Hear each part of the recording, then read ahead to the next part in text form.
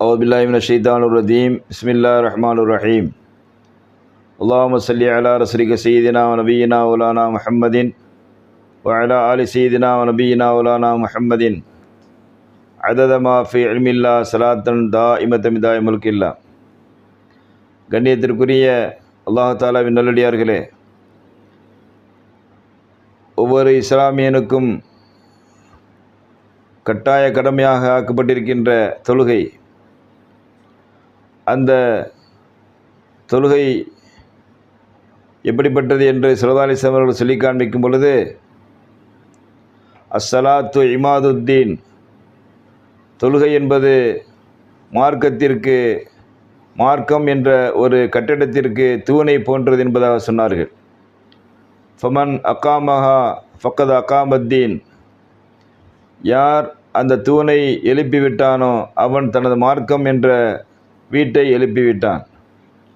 வமன் ஹதமஹா ஃபக்கத் ஹதமத்தீன், யார் தொழுகை என்ற அந்த தூணை தொலைத்து விட்டானோ, இடித்து விட்டானோ, அவன் தனது வீடு என்ற மார்க்கத்தை இடித்து விட்டான் என்பதாக ஸல்லல்லாஹு அலைஹி வஸல்லம் சொல்லி தொழுகையினுடைய அவசியத்தை சொல்லி காண்பித்தார்கள். அந்த தொழுகை என்பது குறிப்பிட்ட நேரத்திலே நமக்கு ஏற்படுத்தப்பட்டுள்ளது.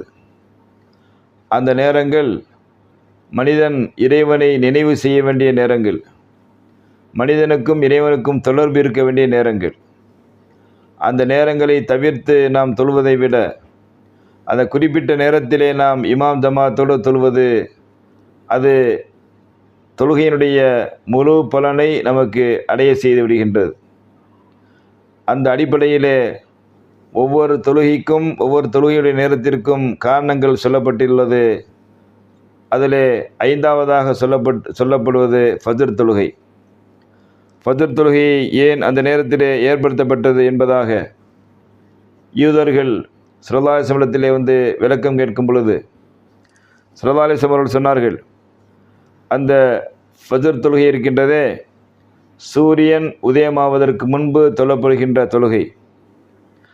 சூரியன் உதிக்கும் பொழுது சைத்தானுடைய 2 கொம்புகளுக்கு இடையிலே சூரியன் உதிக்கின்றது. அப்பொழுது அந்த சூரியன் உதிப்பு தொடங்குவதற்கு முன்பு எனது சமுதாயம் ஃபஜ்ர் தொழுகுமாறு ஏவப்பட்டுள்ளது.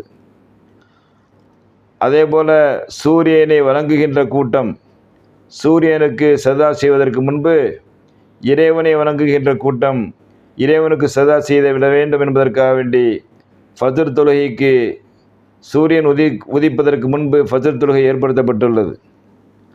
அந்த நேரம் இருக்கின்றதே, மிகவும் குறுகிய நேரம், இறைவனுக்கு மிகவும் நேசமான நேரம். அந்த நேரத்திலே தான் ஒவ்வொரு மனிதனுக்கும் ஏற்படுத்தப்பட்டுள்ள 2 மலக்குகள் சந்திக்கின்றார்கள்.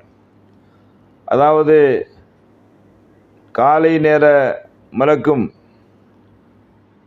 ஏற்கனவே மாலை நேரங்களுடைய நல்லமல்கள் தீயமல்களை எழுதுகின்ற மலக்கும் சந்தித்து கொள்கின்ற நேரம் ஃபஜ்ர் நேரம்.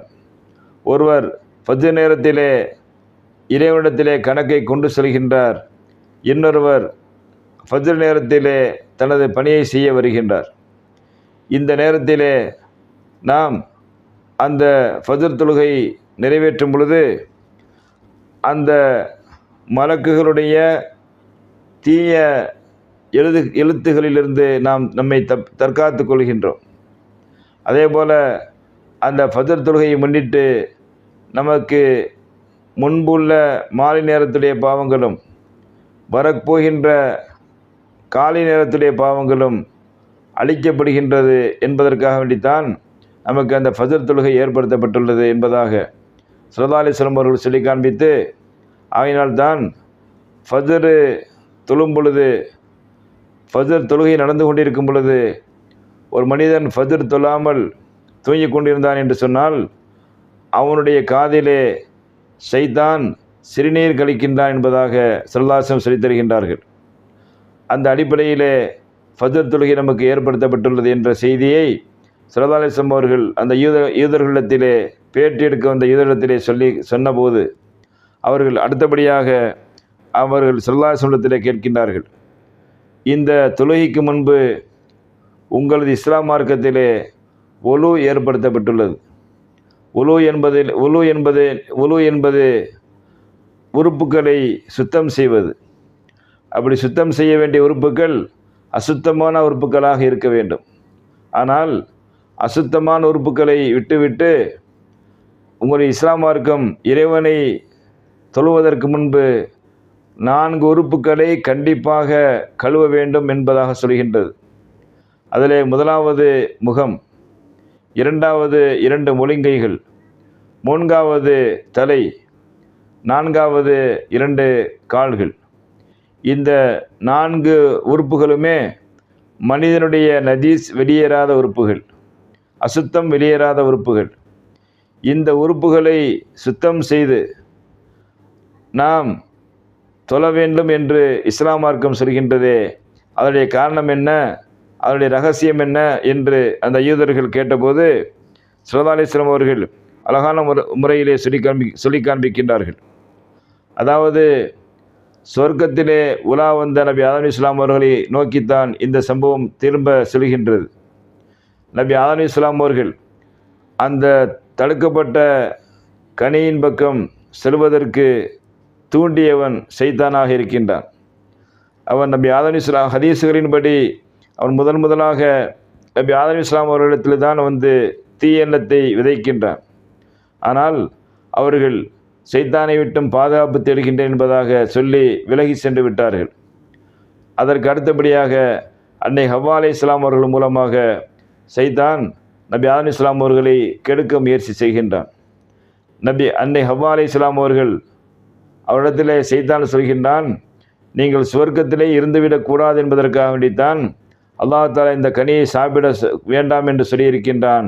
சாப்பிட்டால்தான் நீங்கள் சுவர்க்கத்தில் நிலைத்திருக்க முடியும், உங்களுடைய நன்மைக்காக வேண்டித்தான் சொல்கின்றேன், சாப்பிடுங்கள், உங்கள் கனவிடத்திலே போய் எடுத்து சொல்லுங்கள் என்பதாக சொன்னபோது ஷைத்தானுடைய மாய வலையிலே அன்னை ஹவ்வா அலைஹிஸ்ஸலாம் அவர்கள் விழுந்து விடுகின்றார்கள். அவர்களும் அதை உண்மை என்று நம்பி நபி ஆதம் அலைஹிஸ்ஸலாம் இடத்திலே வந்து செய்தியை சொல்லி, நீங்கள் எப்படியாவது அந்த தடுக்கப்பட்ட மரத்தின் கனியை சாப்பிட்டு விடுங்கள் என்று சொன்னபோது அவர்களுடைய பேச்சை மீற முடியாமல் நபி ஆதம் அலைஹிஸ்ஸலாம் அவர்கள் அந்த சொர்க்கத்தினுடைய கனியை சாப்பிட்டார்கள் அல்லவா. அப்படி சாப்பிடும் பொழுது அவர்கள் முதலாக அந்த தடுக்கப்பட்ட கனியை அவர்கள் தங்களுடைய கண்களால் நெருங்கி பார்க்கின்றார்கள்.